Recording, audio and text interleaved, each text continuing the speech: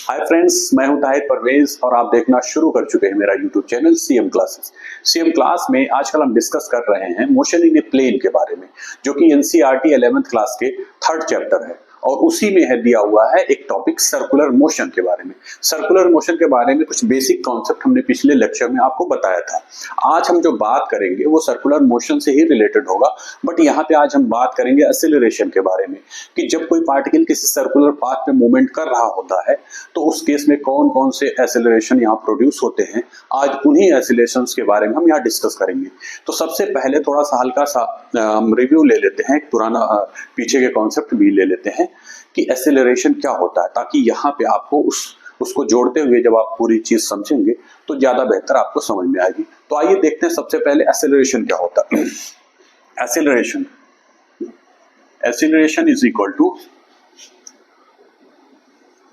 Rate of change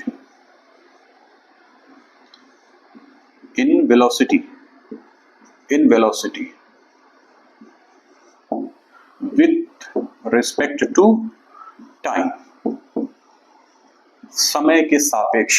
ठीक है, समय के सापेक्ष वेलोसिटी में जो चेंज होता है, इसी चेंज को हम क्या बोलते हैं, एक्सेलरेशन बोलते हैं। ठीक, अब एक्सेलरेशन जो होता है, चेंज इन वेलोसिटी जो होता है, वो कितने तरीके से चेंज होता है इसको आप समझिए।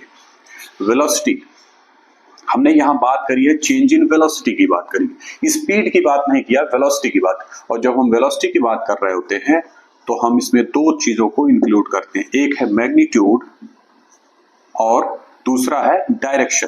ठीक है, दो चीजें, एक मैग्नीट्यूड हो गया और एक डायरेक्शन हो गया, दो चीजें होती है वेलोसिटी में। अब वेलोसिटी में अगर चेंज हो रहा है तो कोई जरूरी नहीं है कि मैग्नीट्यूड में चेंज हो, किसी भी एक कंपोनेंट में, चाहे मैग्नीट्यूड या डायरेक्शन, दोनों में से अगर किसी एक में चेंज हो रहा है, अगर कोई पार्टिकल मूव कर रहा है और मूवमेंट के दौरान इन दोनों में से किसी भी कंपोनेंट में अगर चेंजिंग हो रही है तो आप कह सकते हैं कि एक्सेलरेशन प्रोड्यूस हो रहा है। ठीक, मैग्नीट्यूड की जो बात हम करते हैं वो एक्चुअल में स्पीड होती है, उसकी किस इंटेंसिटी के साथ, किस स्पीड के साथ मूवमेंट हो रहा है, उसी को हम वेलोसिटी का मैग्नीट्यूड बोलते हैं। ठीक है, और डायरेक्शन तो आप समझ ही रहे हैं किस डायरेक्शन में मूवमेंट हो रहा है। ठीक है, तो वेलोसिटी में इसका मतलब यह हुआ कि वेलोसिटी में किसी भी तरीके से अगर चेंज हुआ, चाहे इसमें या इसमें, तो एक्सेलरेशन प्रोड्यूस होगा। ठीक, अब आइए बात करते हैं सर्कुलर मोशन में। देखिए, हम यहाँ बात ये नहीं करेंगे कि यूनिफॉर्म सर्कुलर, क्योंकि हम आपको एक्सेलरेशन बता रहे हैं, तो एक्सेलरेशन बताने के दौरान आपको हम यूनिफॉर्म सर्कुलर मोशन की बात नहीं करेंगे, क्योंकि यूनिफॉर्म सर्कुलर मोशन में क्या हो जाता है कि जो वेलोसिटी का मैग्नीट्यूड होता है वो कांस्टेंट होता है और वो कांस्टेंट स्पीड से किसी चक्रीय पथ पर, किसी सर्कुलर पाथ पर मूवमेंट कर रहा है कोई पार्टिकल। ठीक है, यहाँ पे हम बात करेंगे नॉन यूनिफॉर्म, मतलब कि एक सामान्य सा सर्कुलर मोशन लेंगे और उसमें बात करेंगे कितने तरह के एक्सेलरेशन प्रोड्यूस होते हैं। ठीक है, ये सपोज एक वृत्तीय पथ है, इसका सेंटर O है और इस वृत्तीय पथ पर कोई पार्टिकल ऐसे ऐसे मूव कर रहा है। ठीक है, ये ऐसे ऐसे मूव कर रहा है। अगर वो पार्टिकल, ये सपोज P पर है, ये पॉइंट P है, पॉइंट P पर पार्टिकल है, तो उसकी डायरेक्शन मूवमेंट की क्या होगी, उसकी डायरेक्शन किसी पॉइंट पे क्या होती है, टेंजेंशियल होती है। ठीक है, यानी कि इस डायरेक्शन को वो मूव करेगा। ठीक है, तो यहाँ पे जो एक्सेलरेशन प्रोड्यूस होंगे ये यूनिफॉर्म स्पीड से मूवमेंट नहीं कर रहा, और जब यूनिफॉर्म स्पीड से यानी कांस्टेंट स्पीड से अगर मूवमेंट नहीं कर रहा है तो due to the change in the magnitude में चेंज के कारण क्या होगा, एक एक्सेलरेशन प्रोड्यूस होगा। ठीक है, यहां पे देखिए वेलोसिटी अगर इसकी सपोज v है, ठीक, v वेलोसिटी है, तो वेलोसिटी में या तो मैग्नीट्यूड में चेंज होगा या डायरेक्शन में चेंज होगा। ठीक है, डायरेक्शन में तो चेंज होना ही होना है, इसमें कोई दो राय नहीं, क्योंकि वो सर्कुलर पाथ पर मूवमेंट कर रहा है और हर एक पल, हर एक स्टेप पर उसकी वेलोसिटी में चेंजिंग आएगी। चेंजिंग क्यों आएगी, क्योंकि वो डायरेक्शन में चेंजिंग आएगी। जैसे यहाँ पे डायरेक्शन ये है, जब यहाँ पहुंचेगा तो डायरेक्शन ये हो जाएगी, इसी तरीके से कहीं भी यहाँ पहुंचेगा डायरेक्शन ये हो जाएगी, यानी कि हर बिंदु पर डायरेक्शन चेंज होगी। तो डायरेक्शन में चेंज की वजह से जो एक्सेलरेशन प्रोड्यूस होता है उस एक्सेलरेशन को बोलते हैं सेंट्रीपिटल। सेंट्रीपिटल एक्सीलरेशन, ठीक है, इसको बोलते हैं सेंट्रीपिटल एक्सीलरेशन और इसको इंडिकेट करते हैं स्मॉल a c से, ठीक है, small a c, centripetal acceleration इसको बोलते हैं। ये एक्सीलरेशन क्यों प्रोड्यूस होता है? Due to change in direction of velocity. Velocity की डायरेक्शन में चेंजिंग आती है, जिसकी वजह से क्या होता है? चेंज इन वेलोसिटी हो जाता है विद रिस्पेक्ट टू टाइम, तो एक्सीलरेशन प्रोड्यूस हो गया, जिसको कि हम सेंट्रीपिटल एक्सीलरेशन बोलते हैं, ठीक। ये तो था सेंट्रीपिटल एक्सीलरेशन। दूसरा है, क्योंकि ये कांस्टेंट स्पीड से मूवमेंट नहीं कर रहा है पार्टिकल। अच्छा, सेंट्रीपिटल का एक चीज और जान ली, सेंट्रीपिटल की जो डायरेक्शन होती है वो टूवर्ड द सेंटर, सेंटर की ओर होती है, ठीक है। सेंट्रीपिटल एक्सीलरेशन की जो डायरेक्शन होती है AC, वो किसकी तरफ होती है? डायरेक्शन टूवर्ड्स सेंटर, सेंटर की ओर इसकी डायरेक्शन हो गई, ठीक है, क्लियर। और इसकी वैल्यू कितनी होती है? सेंट्रीपिटल एक्सीलरेशन की जो वैल्यू होती है वो v²/r, ठीक।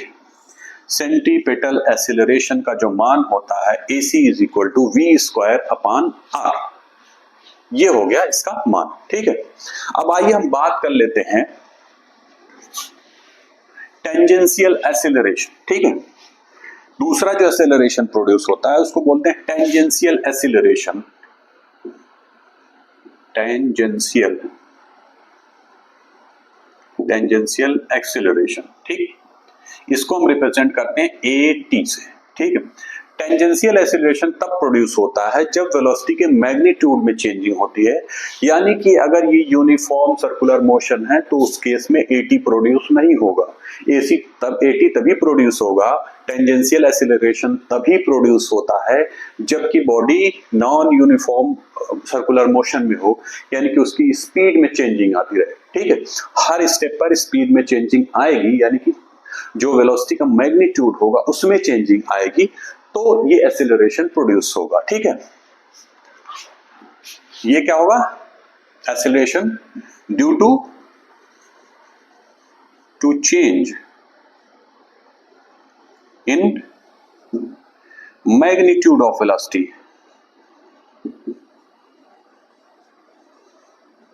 वेलोसिटी के मैग्नीट्यूड में चेंजिंग होगी तो ये एक्सीलरेशन प्रोड्यूस होता है, ठीक है। अच्छा, इसकी डायरेक्शन क्या होगी? डायरेक्शन, इसकी डायरेक्शन ऑलवेज क्या होगी? ऑलवेज टुवर्ड्स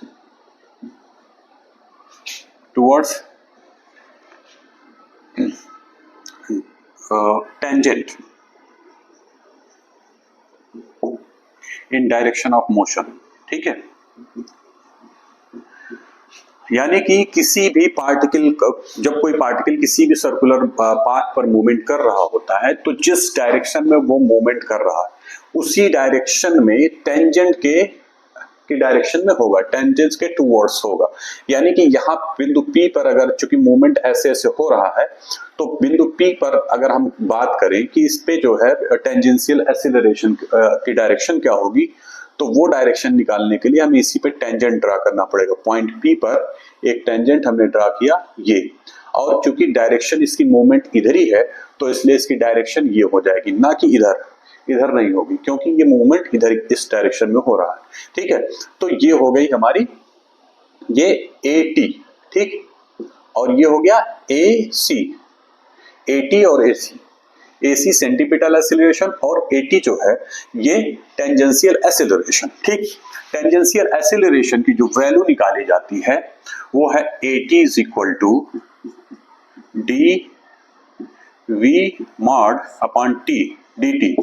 ये यानी कि जो वेलोसिटी है उसके मैग्नीट्यूड को टाइम के रिस्पेक्ट में हम डिफरेंशिएट कर देंगे, समय के सापेक्ष किसी भी पार्टिकल जब सर्कुलर पाथ पर मूवमेंट कर रहा होता है तो उसकी जो वेलोसिटी होती है उस वेलोसिटी को समय के सापेक्ष हम जब डिफरेंशिएट कर देते हैं तो हमारा निकल के आ जाता है जो एक्सेलरेशन, उसको बोलते हैं टेंजेंशियल एक्सेलरेशन। और इसकी डायरेक्शन जो होती है टूवर्ड्स द टेंजेंट, टेंजेंट की तरफ होती है, in the direction of motion of the particle. ठीक, ये यहां तक क्लियर।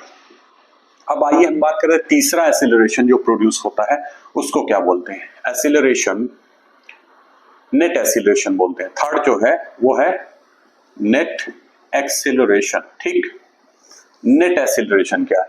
हमें दो एक्सेलरेशंस पता चल गए, कौन कौन से, एक एसी और एक एटी। ठीक, ये दोनों एक्सेलरेशन अगर नॉन यूनिफॉर्म सर्कुलर मोशन है तो उस केस में ये दो एक्सेलरेशन प्रभावी रहेंगे, लेकिन ये दोनों अपनी अपनी तरफ एक तरीके से खींचने का प्रयास करेंगे पार्टिकल को। लेकिन पार्टिकल अब किसी की तरफ ना जा करके एक इसका नेट एक्सेलरेशन जो प्रोड्यूस होगा, ए नेट जिसको बोलते हैं, ए नेट की डायरेक्शन में वो मूवमेंट करेगा। ठीक है, ए नेट की जो वैल्यू होती है नेट एक्सेलरेशन जिसको बोलते हैं वो होती है अंडर रूट, यहाँ पे दो हमारे वेक्टर्स हैं एसी और एटी। तो आप जानते हैं कि दो वेक्टर को ऐड करने का फार्मूला जो होता है वो सिंपली, जैसे अगर दो वेक्टर दिए हुए हो a1 a2 तो उस केस में क्या होता है, a1 square under root a1 square plus a2 square plus 2a1 a2 cos theta.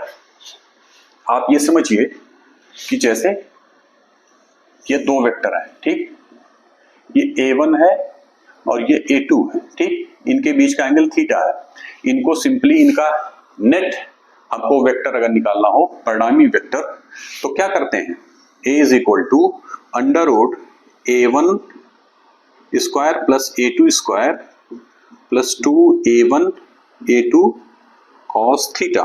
ठीक, ये आपने पढ़ा होगा, under root a1 square plus a2 square plus 2a1 a2 cos theta. ठीक है, यही सेम फार्मूला हम यहाँ पे रखेंगे नेट एक्सेलरेशन निकालने के लिए। तो जो नेट एक्सेलरेशन होगा हमारा वो हो जाएगा at square plus ac square plus 2at ac cos theta. अब थीटा की वैल्यू क्या होगी, यानी दोनों वेक्टर्स के बीच का जो एंगल होगा वही तो हम थीटा लेते हैं।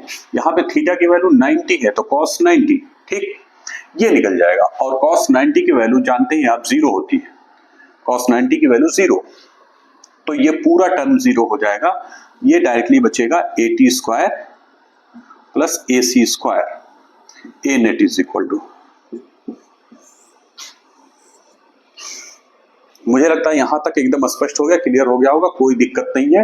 ये हमने तीसरा एक्सेलरेशन निकाल लिया। ठीक है, एक एक्सेलरेशन AT, एक एक्सेलरेशन AC, और इन दोनों का जो रिजल्टेंट एक्सेलरेशन होगा A नेट होगा। ये तीसरा एक्सेलरेशन। इसमें एक एक्सेलरेशन और प्रोड्यूस होता है, उसको भी समझ लेते हैं हम।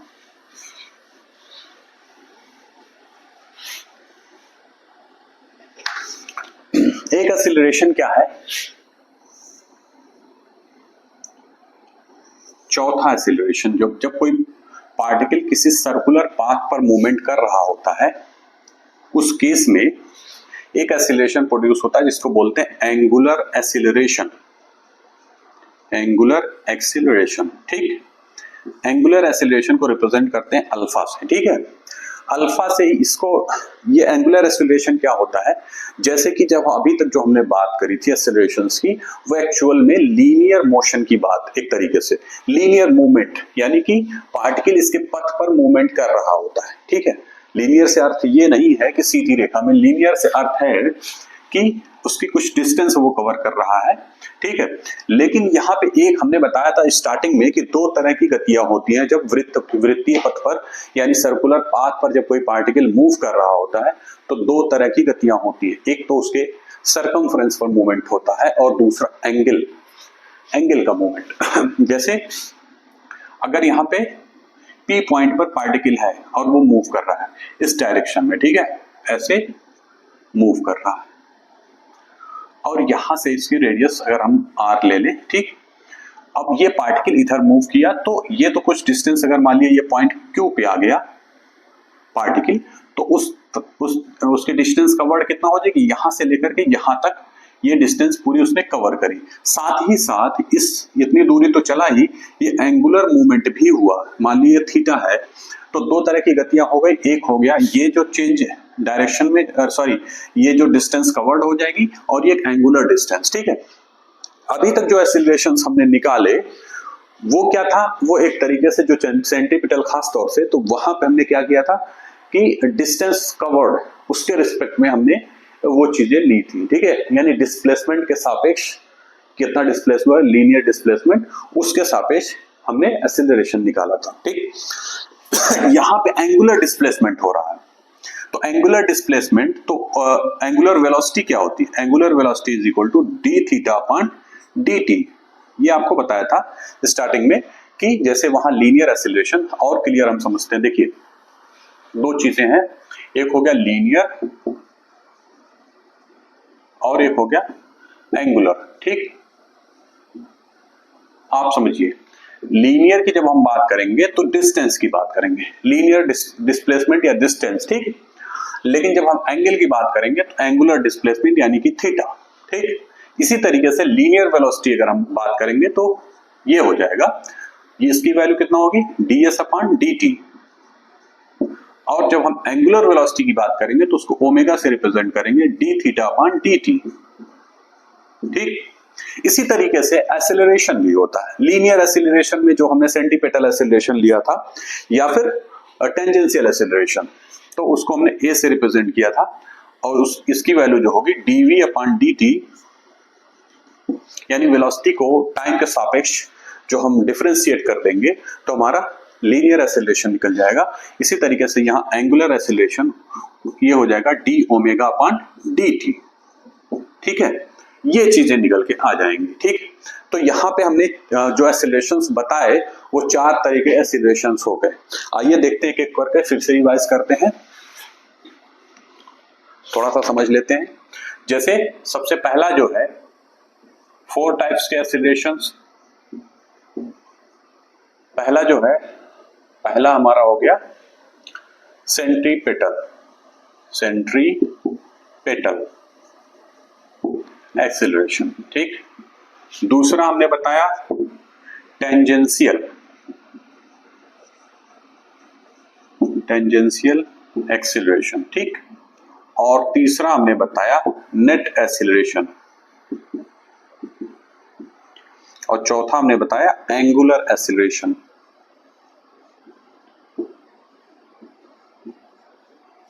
ये चार तरीके के एक्सेलरेशंस बताए। एक बार फिर से रिवीजन करते हैं हम हल्का सा। सेंट्रीपिटल एक्सेलरेशन जो प्रोड्यूस होता है, ये चेंज इन डायरेक्शन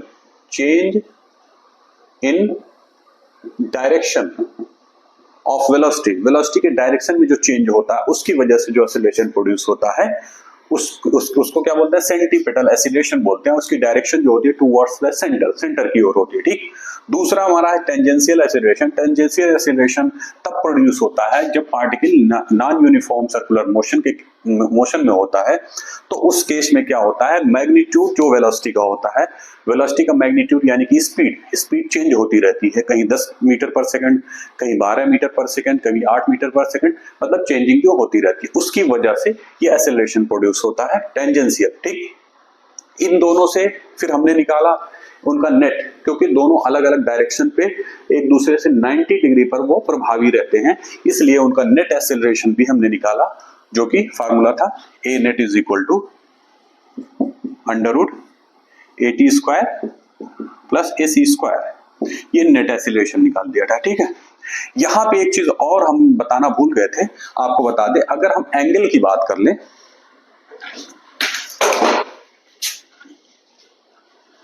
अगर हम एंगल की बात कर लेते हैं कि एंगल क्या होगा, इस एक्सेलरेशन का एंगल क्या होगा, तो थोड़ा सा और क्लियर हो जाएगा। जैसे डायरेक्शन ये है AT की, ठीक, और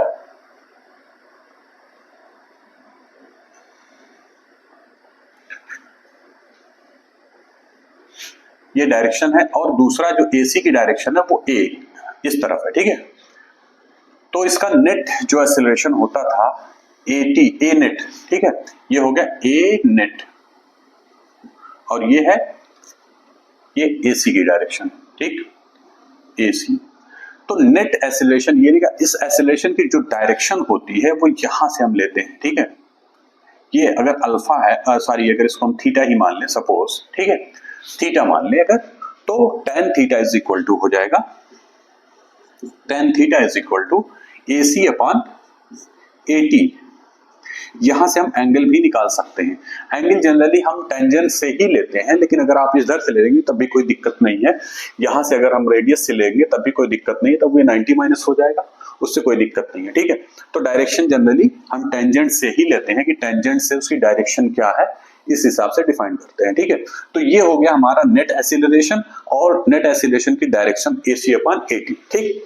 और चौथा जो एक्सीलरेशन हमने बताया एंगुलर एक्सीलरेशन, जिसमें से एंगुलर मूवमेंट की वजह से एंगुलर वेलोसिटी प्रोड्यूस होती है, और उस वेलोसिटी में चेंज की वजह से क्या होता है, एंगुलर एक्सीलरेशन प्रोड्यूस होता है।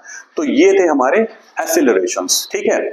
तो आज का लेक्चर ये यही समाप्त होता है। इससे आगे के टॉपिक हम अगले उसमें लेक्चर में कवर करेंगे। अगर हमारा वीडियो आपको पसंद आया हो तो इसे लाइक करिए और ज्यादा से ज्यादा शेयर करिए, साथ ही साथ हमारे चैनल को सब्सक्राइब करिए। और अगर वीडियो में कुछ कमियां अगर रही हो तो आप कमेंट में उसको लिख करके जरूर बताएं। धन्यवाद।